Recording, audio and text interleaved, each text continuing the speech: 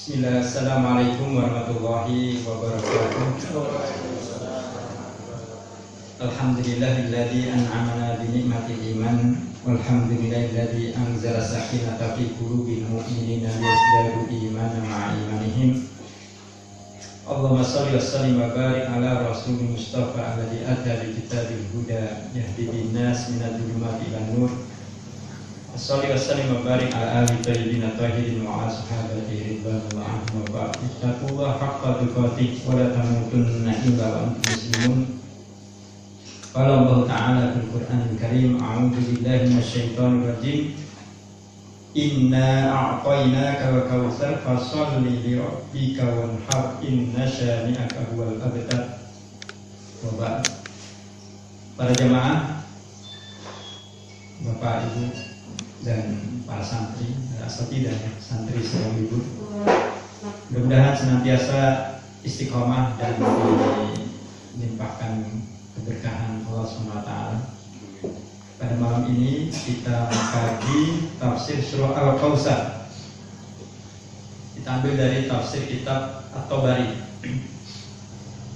Sekilas tentang tafsir At-Tabari pernah kita bahas. Tafsir At-Tabari itu adalah salah satu tafsir yang paling kuno yang menjadi rujukan semua tafsir pada tahun 300-an Hijriah. Bahkan Ibnu Katsir itu selalu mengutip dari tafsir At-Tabari. Tafsir At-Tabari itu 18 jilid. Di dalamnya terdapat beberapa riwayat.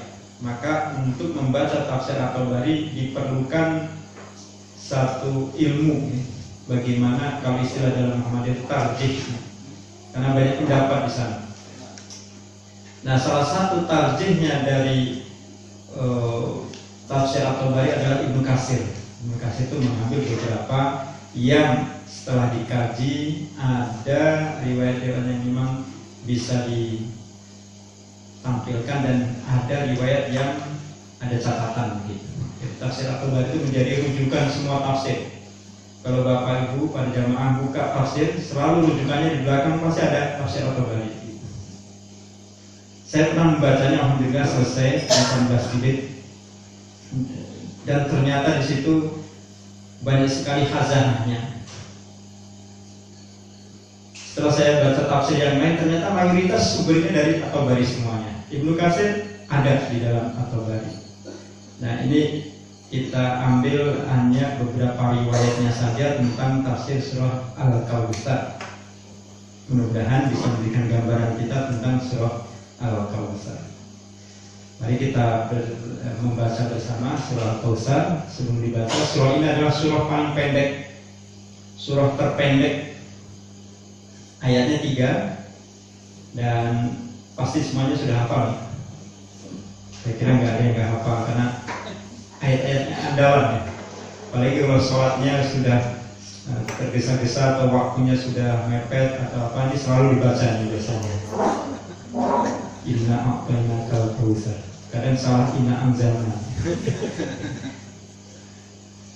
Kita baca, saya baca terlebih dahulu. A'udzu billahi minasy syaithanir rajim.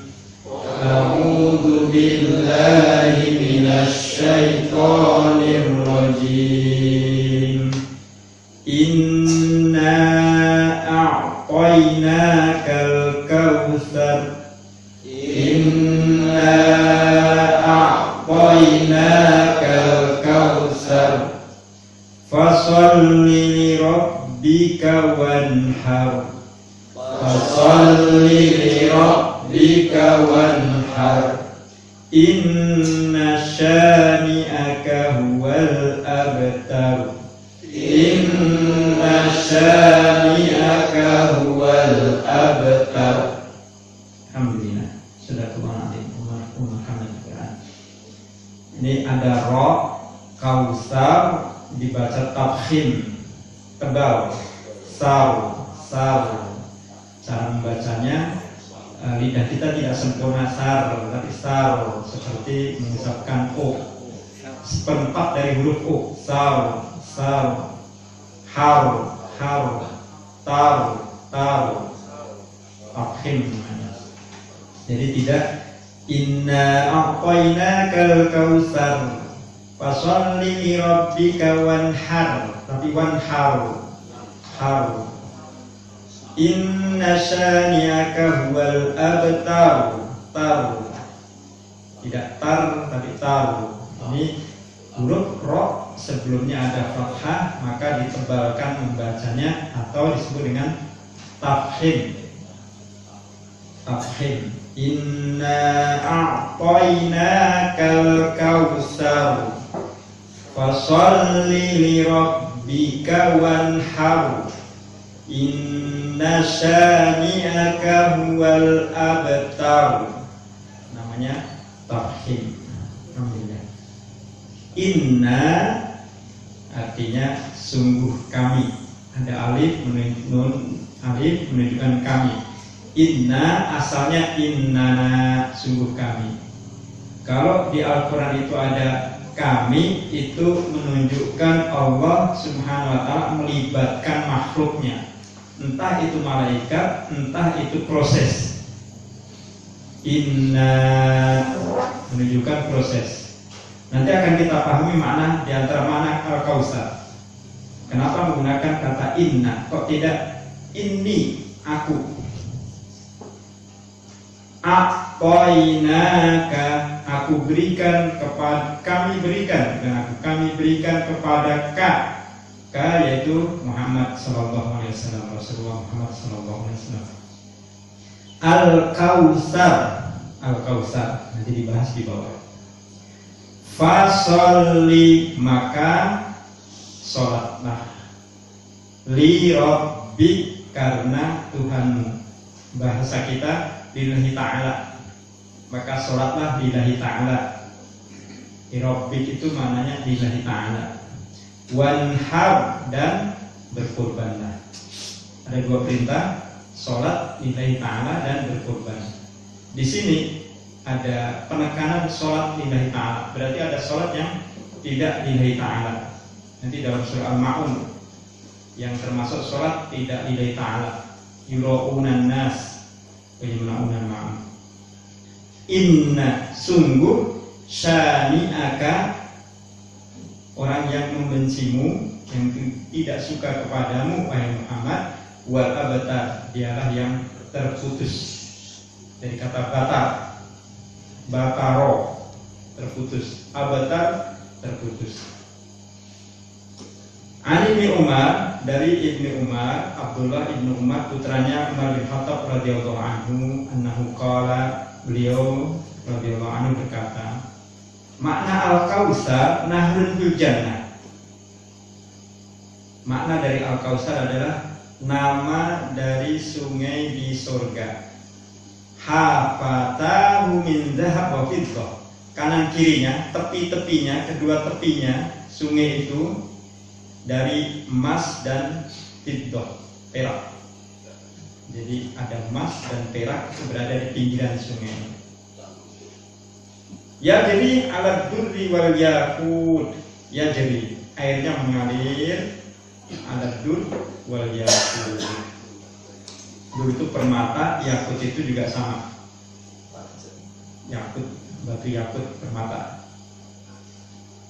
Mengalir, airnya itu dilihat seperti permata yang kinclong, saking jernihnya. Pas haus melihat air yang jernih.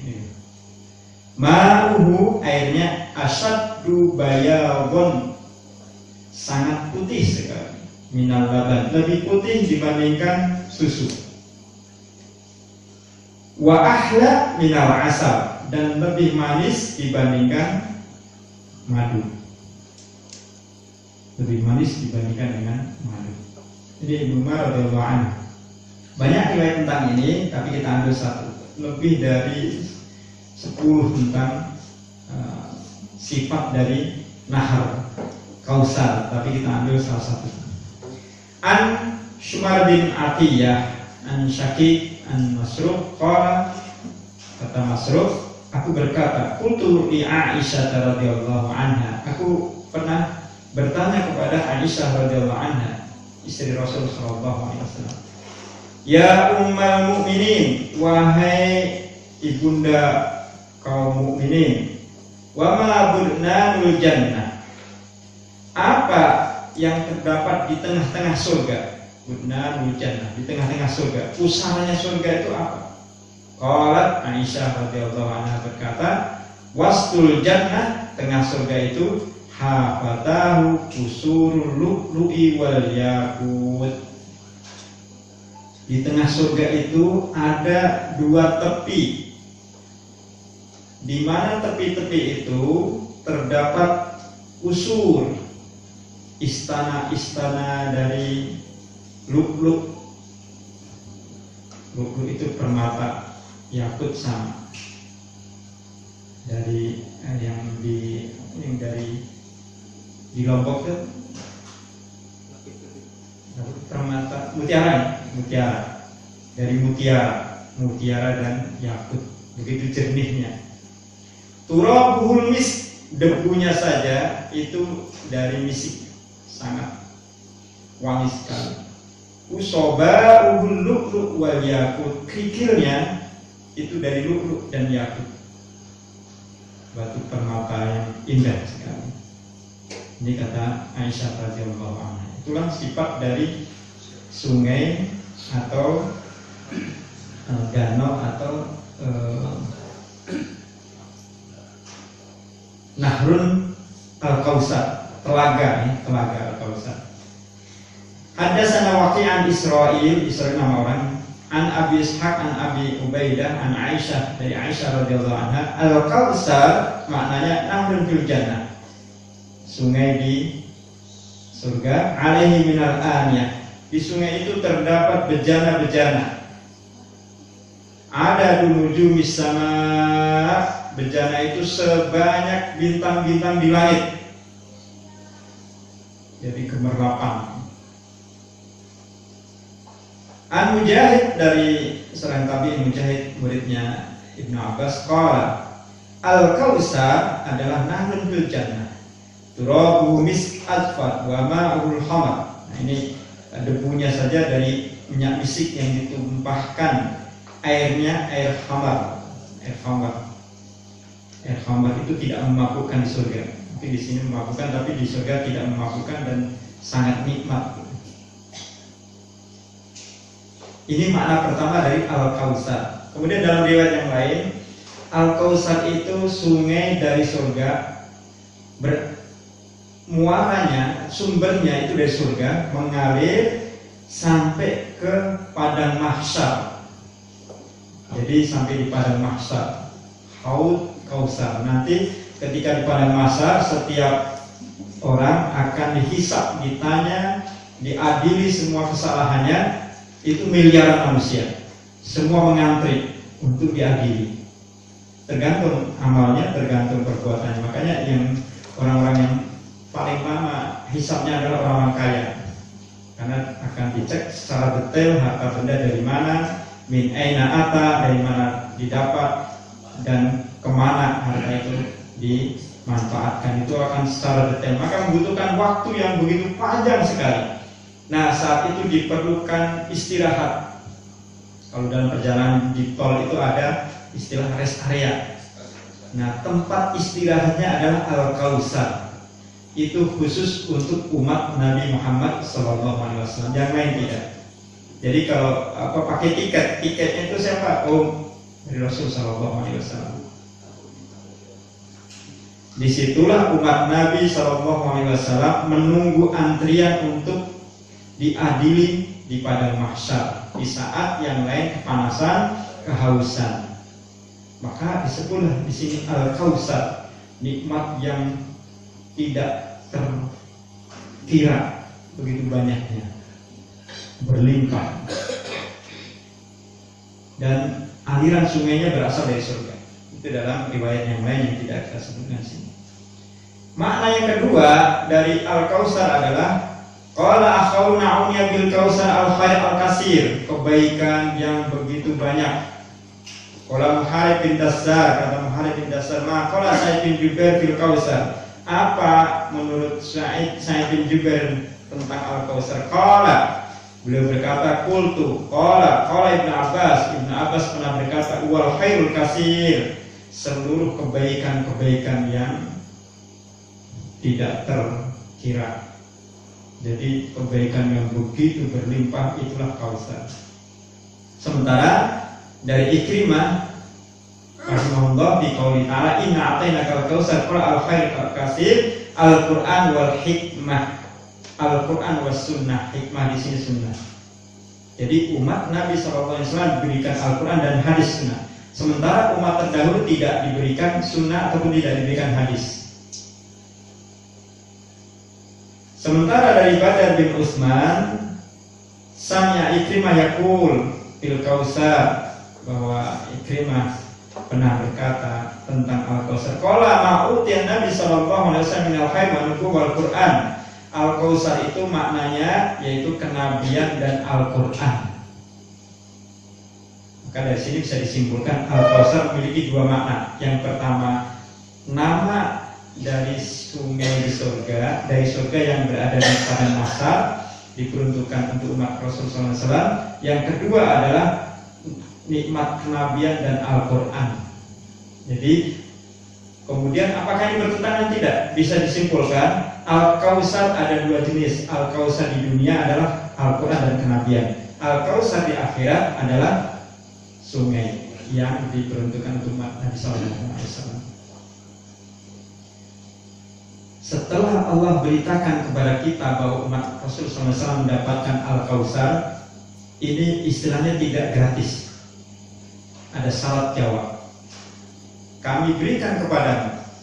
Maka kalau maknanya Al-Kautsar ini adalah Al-Quran, Al-Quran tidak seperti kitab Injil Taurat dahulu yang turun bisa langsung turun. Tabut itu langsung turun. Lembar-lembar langsung turun. Tapi kalau Al-Quran turunnya melalui malaikat Jibril dan berangsur-angsur, maka disebutlah inna, sungguh kami. Berarti Allah melibatkan malaikat Jibril untuk menurunkan Al-Quran.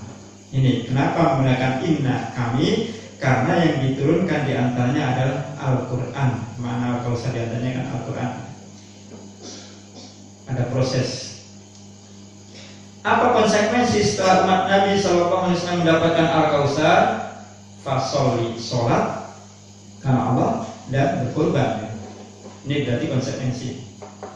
Maka nanti beberapa ulama tafsir juga menyimpulkan seorang mukmin yang bersyukur cirinya adalah mendirikan sholat karena Allah dan berkorban. Jadi korban itu adalah ekspresi dari rasa syukur seorang hamba. Ada juga yang berpendapat orang yang tidak berkorban maka kategorinya dia adalah orang yang pelit kepada Allah. Padahal sudah diberikan Al-Kautsar tapi tidak mau berkorban. Sementara dalam kitab atau bari di sini, maqala ba'dhum al-dhahul 'ala al-mu'adhabati 'ala shalah maktubah wa 'ala al-hifdhi 'alaiha fi awqatiha. Makna fasholli li rabbik adalah sholat wajib harus dijaga, disiplin dan menjaganya pada waktu-waktu yang telah ditetapkan. Artinya tidak menunda-nunda sholat, tidak meremehkan sholat. Ini makna dari fasholli li rabbik. Makna pertama, itu sebagian para mufassir. Sementara dari Ali bin Abi Thalib radhiyallahu anhu fi qouli fasholli li rabbika wanhar, menurut sahabat Ali bin Abi Thalib radhiyallahu anhu, maksud dari fasholli li rabbik adalah wad'ul yamini 'ala shimali fi shalah. Ketika sholat tangan kanan berada di atas tangan kiri. Ini riwayatnya banyak sekali.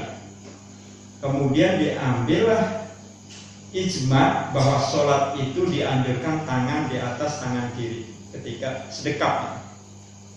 Berdasarkan ayat ini yang ditafsirkan oleh sahabat Ali bin Abi Thalib radhiyallahu anhu. Jadi makna fasholli li rabbik diantaranya adalah meletakkan tangan di atas tangan kiri atau sedekapnya di atas. Ternyata sumbernya dari sini. Ayat 2 ditafsirkan oleh Ali bin Abi Thalib radhiyallahu anhu. Wa qala akharun, kemudian ada juga pendapat yang dimaksud dengan fasholli li rabbik salat wajib sama dengan di atas. Wanhar nahrul budni. Wanhar itu menyembelih hewan unta. Al-budnu itu unta. Kurban itu asalnya unta, karena kalimatnya nahrun. Jadi ada istilah penyembelihan itu nahar dan kurban dan dabah dan dohiyah, banyak sekali nih. Ada nahar, ada kurban, ada dohiyah. Nah, kalau nahar itu lebih spesifik ke unta. Cara penyembelihan unta dengan berdiri itu namanya nahar asal maknanya. Wanhar adalah dan berkurbanlah dengan unta dengan cara untanya berdiri dan disembelih pada posisi berdiri itu. Maka sunnahnya menyembelih unta itu berdiri asalnya, jadi nggak dirobohkan untuk unta. Beda dengan kambing dan sapi. Kalau sapi pripun itu berdiri, repot nih, harus dirobohkan, nggak bisa kan? Berdiri sampai gitu nggak bisa. Beda dengan unta. Ibnu Abbas, dari Ibnu Abbas radhiyallahu anhu, fasholli li rabbika wanhar, salat wajib wan nahar adalah nusuk dabah yaumul adha. Yang dimaksud dengan nahar adalah menyembelih hewan kurban pada hari-hari Idul Adha. An Qatadah, dari Qatadah, fasholli li rabbika wanhar, yang dimaksud salat adha, salat Idul Adha. Nahar adalah menyembelih hewan kurban unta. Maka kalau menggunakan pendapat Qatadah, ini nanti akan digunakan semua, maka di antara rukun ataupun SOP dari penyembelihan hewan kurban itu harus dilakukan sholat dulu baru menyembelih. Kalau menyembelih dulu baru sholat, maka itu kategorinya adalah sedekah.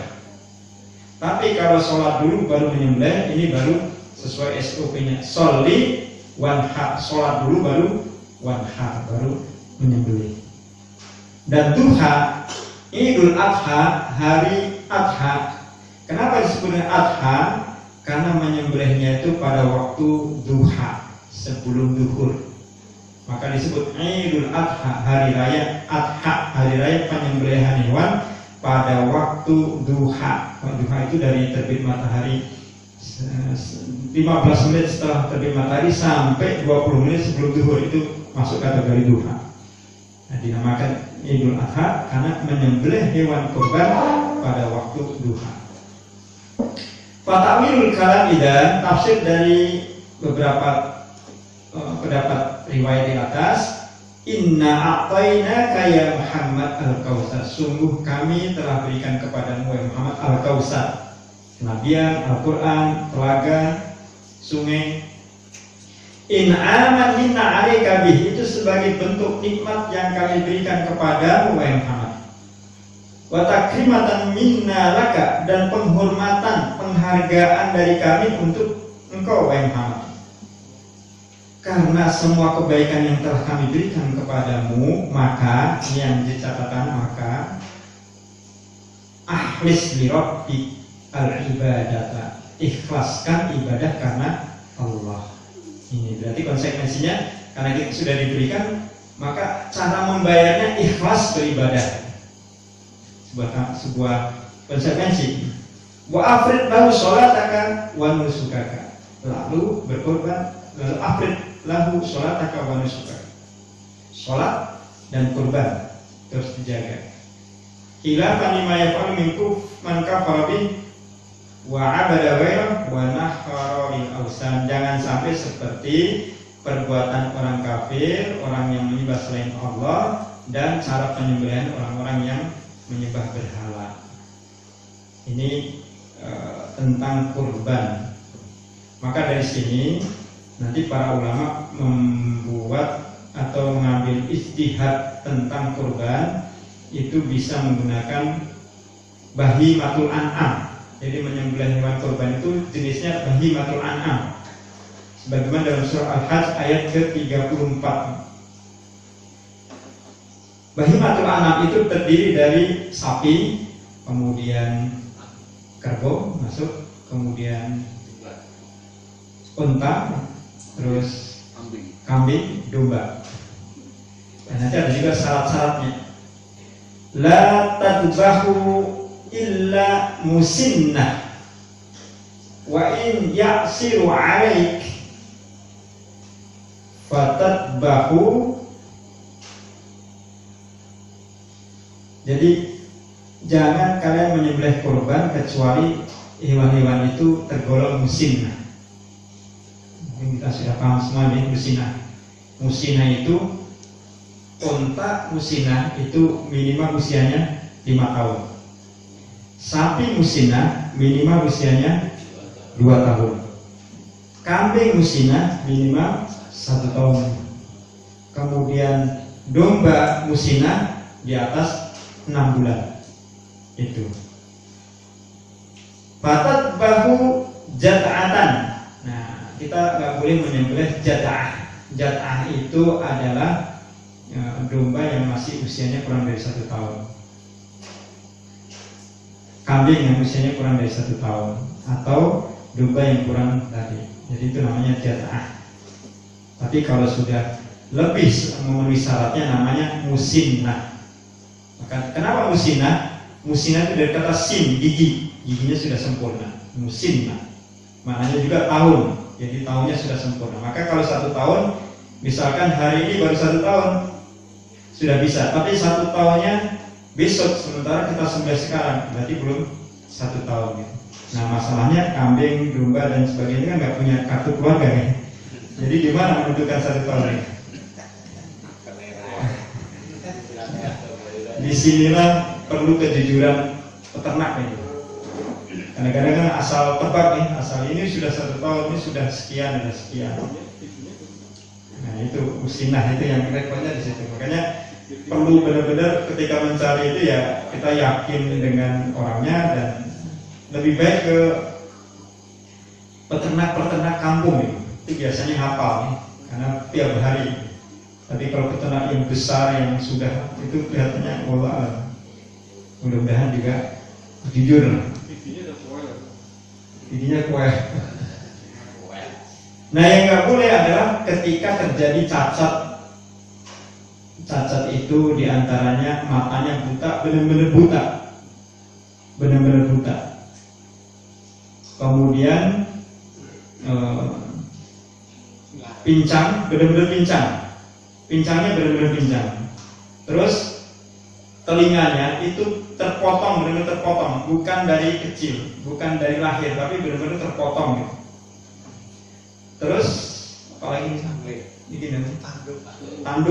tanduknya mungkin diadu, terus patah, itu nggak boleh. Patahnya karena tragedi atau apa, itu nggak boleh. Atau mungkin dibawa ke tempat penyembelihan, terus karena ngikatnya terlalu dekat antara kambing dengan kambing, terus beradu, terus tukel gitu nih. Nah itu termasuk binatang yang kalau disembelih jadi sedekah gitu. Kemudian sakit yang benar-benar sakit, sakitnya dipastikan benar sakit. Terus tua yang benar-benar tua. Peternak pasti hafal ya, biasanya dipegang namanya di atas ini. Nah dari beberapa syarat tadi berarti korban itu sebetulnya entah gemuk ataupun tidak gemuk, kalau dia memenuhi syarat-syarat tadi, tidak cacat, tidak tua banget, tidak sakit, tidak buta, dan sudah sampai musinnah, maka itu sah. Tidak harus gemuk. Kenapa? La yanalallaha luhumuha wala dima'uha walakin yanaluhu taqwa. Bukan dagingnya, bukan darahnya. Tapi biasanya kita mencari yang dagingnya yang banyak, yang mantap nanti. Ya, itu mubah, tidak menjadi persoalan. Tetapi insya Allah meskipun dombanya itu tidak gemuk, itu sudah sah selama dia masuk musinnah dan terbebas dari cacat. Tidak masuk kategori jata'ah, tidak masuk kategori jata'ah. Itu yang perlu kita pahami nih.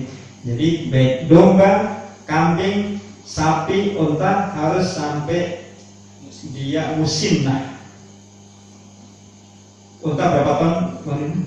5 tahun. Sapi 2 tahun. Kambing 1 tahun. Domba 6.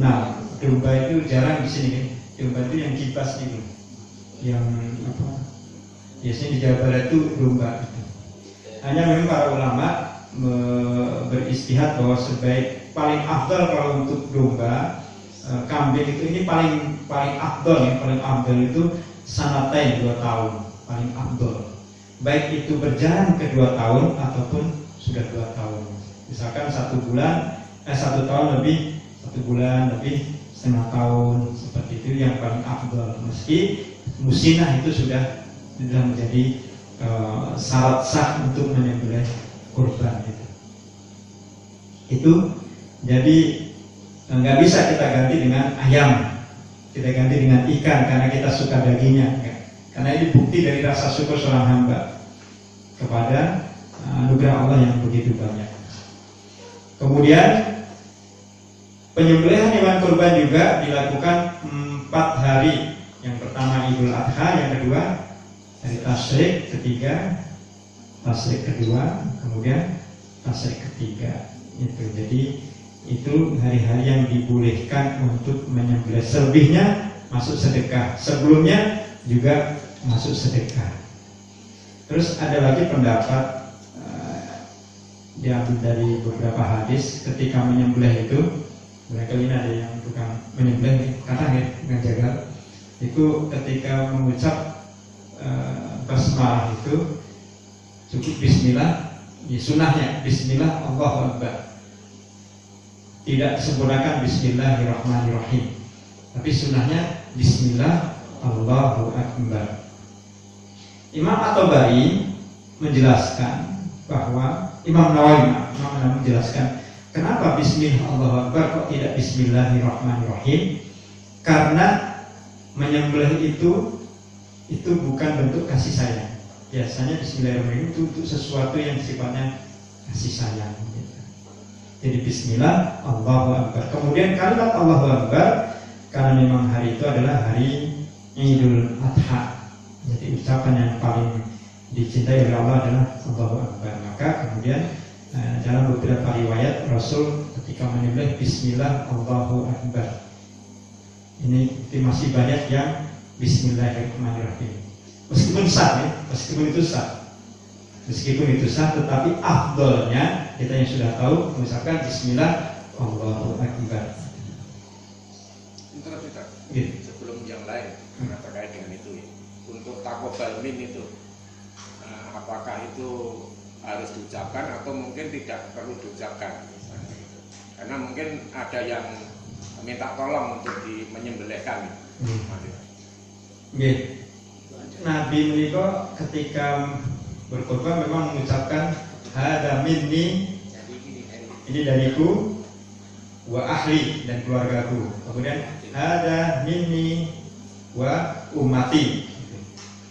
Nah, beberapa ulama menjelaskan tentang ini masuk kategori niat, apakah ditalafutkan ataupun tidak. Tapi kalau merujuk kepada persoalan pembahasan niat, ijma para ulama bahwa niat yang harus ditalafutkan itu hanya satu, yaitu ketika haji umrah, ketika pakai pakaian ihram. Tapi yang lain itu tidak diwajibkan. Adapun untuk talafut dalam berkorban itu masuk kategori baik tapi tidak wajib. Karena para ulama ijma'nya yang harus itu hanya pada ibadah haji umrah. Jadi dari situ bisa kita ambil, boleh mengucapkan, boleh juga tidak diucapkan. Itu. Dari mana? Ketika Rasul korban 100 unta, 64 beliau sembelih dan sisanya itu 36 ya, itu disembelih oleh Ali bin Abi Thalib radhiyallahu anhu. Beliau tidak disebutkan bulan takobal tidak. Beliau cukup bismillahirrahmanirrahim, bismillahirrahmanirrahim. Matan wallahu a'lam. Baik, itulah makna dari ayat ini. Jadi dari sini kita bisa pahami bahwa ketika Allah SWT berikan nikmat maka pasti di situ kita dituntut untuk melakukan sesuatu. Diberikan nikmat yang paling besar ini, konsekuensinya harus sholat dan berkorban. Jadi ciri seorang mukmin yang paham tentang syukur adalah berkorban. Berkorban itu tidak cukup hanya setahun sekali. Setiap tahun berkorban itu bagus, itu sunnah. Jadi saya sudah berkorban selama hidup, saya sudah cukup sekali saja. Itu korban, Rasul itu setiap tahun korban terus. Dan korban itu memang kalau kambing sudah itu satu orang ya, tapi pahalanya bisa diniatkan untuk keluarga semuanya. Sementara sapi bisa udunan 7 orang. Nah, tidak perlu ini saya korban atas nama saya, tahun depan ini atas nama istri, besok atas nama cucu, anak dan sebagainya. Tapi itu boleh tidak? Boleh, tapi kita sedekah. Sifatnya kita sedekah ke anak dan anak itu yang korban. Hanya memang di lebih afdolnya cukup kita sebagai kepala rumah tangga kita niatkan saya dan keluarga. Kalaupun ada keluarga kita yang sudah wafat, bahkan dibolehkan untuk keluarga yang sudah wafat ataupun ini. Merujuk kepada hadis Nabi, ini adalah untukku dan umatku yang belum berkorban. Artinya belum berkorban, baik itu yang sudah dulu meninggal ataupun yang belum lahir. Itu dari situ para ulama menjelaskan hadis itu seperti itu. Jadi mudah-mudahan kita bisa diberikan kemampuan untuk berkorban ya. Insya Allah kalau sudah ada niat itu terbuka gitu. Terbuka, jalannya akan terbuka. Ada juga yang memahami ayat kedua ini adalah fasholli lirabbika wanhar, masih dalam tafsir At-Tabari. Itu adalah ibadah wajib dan ibadah sunnah. Sholat menjadi simbol dari ibadah wajib, kurban menjadi simbol dari ibadah sunnah. Jadi rasa syukur itu harus dibuktikan dengan melaksanakan ibadah wajib dan ibadah sunnah. Bahkan dalam sebuah kitab Al-Hubbil Quran disebutkan ciri seseorang yang cinta kepada Allah dan cinta kepada Rasul adalah melaksanakan ibadah sunnah. Orang yang melaksanakan ibadah sunnah itu berarti cinta kepada Allah. Kenapa? Karena kalau tidak melakukan nggak dosa, nggak sholat rawatib, sholat tahiyatul masjid nggak dosa. Tapi dia kenapa melakukan itu? Berarti dia cinta kepada Allah dan kepada Rasulnya. Termasuk di korban, orang selalu berkorban, maka berarti dia cinta kepada Allah dan Rasulnya. Kalau sudah cinta kepada Allah dan Rasulnya, surah Ali Imran ayat 31, Qul in kuntum tuhibbunallaha fattabi'uni yuhibbukumullah wa yaghfir lakum dzunubakum. Jika kalian cinta kepada Allah, ikuti aku. Niscaya Allah akan mencintai kalian. Jadi supaya untuk meraih cinta Allah, maka kita melakukan ibadah-ibadah sunnah, diantaranya adalah berkorban. Dan alhamdulillah kelihatannya belum pernah dengar di TV ataupun di koran orang jatuh miskin gara-gara korban. Nah, enten sing nate biar betul ya? Belum ada orang berkorban kemudian jatuh miskin. Kelihatannya belum pernah dengar gitu. Jadi di sini bahkan ada seorang tabiin dia sampai berhutang, sampai dia dimarahi gurunya. Tabiin dimarahi gurunya. Kenapa kamu harus berhutang segala? Lakukan apa yang semampumu saja. Enggak, karena saya tahu begitu istimewanya kurban ini dan saya ingin pengorbananku kepada Allah itu saya buktikan. Kemudian dia membuat ilustrasi. Bagaimana ketika engkau mencintai pasanganmu? Apa yang engkau lakukan untuk memenuhi kebutuhannya? Dan ketika pasanganmu itu menginginkan sesuatu, apa yang engkau lakukan? Ya, saya pasti akan bekerja keras untuk mendapatkan sesuatu supaya pasangan saya itu dia senang. Begitu pula aku. Sampai pun aku harus berhutang karena aku ingin membuktikan cinta kepada Allah SWT. Artinya dimarahi. Nah, dari riwayat ini sebagian ulama ada yang mengatakan kalau memang itu kesungguhan seseorang dan benar-benar ingin membayar hutang itu dan ada gambaran untuk membayarnya, maka itu baik. Tetapi kalau nggak ada gambaran untuk membayar hutang, misalkan saya pinjam dulu uang untuk kurban, bayar gimana? Udah nanti gimana nanti? Nah, ini tidak dianjurkan. Nggak ada gambaran. nggak ada yang dijagain. Yang dijagain ini tidak dianjurkan, bahwa ini menceburkan ke dalam tahlukah, ini apa istilah kebinasaan, justru membuat masalah gitu. Tapi kalau dia berusaha betul, ada keyakinan mungkin ya gajinya belum turun, atau pensiunannya belum ini, atau mungkin Pak belum panen udah terbayang, atau mungkin apanya ternaknya belum terjual, tapi sudah ada bayangan untuk membayar hutang, maka itu dibolehkan. Bahkan itu bukti seseorang cinta kepada Allah SWT. Dari kisah dari tabi-tabi tadi, jadi membuktikan cinta kepada pasangan sampai dia berani ngutang, cari sana, cari sini, cari sana, cari sini. Bagaimana dengan dirinya yang membuktikan cintanya kepada Allah SWT? Nggak usah jauh-jauh ya. Ketika kita perlu kendaraan saja, kita rela kredit 3 tahun, 2 tahun itu rela gitu. Entah gimana caranya. Nah ini bukti cinta kepada Allah. Atau anak kita sedang sekolah perlu kendaraan jauh, dia minta, kita kasihan ya Allah, kasihan Bang. Ya udah gimana caranya? Kita rela kredit gitu. Karena sayang kita kepada anak. Nah ini kepada Allah gitu.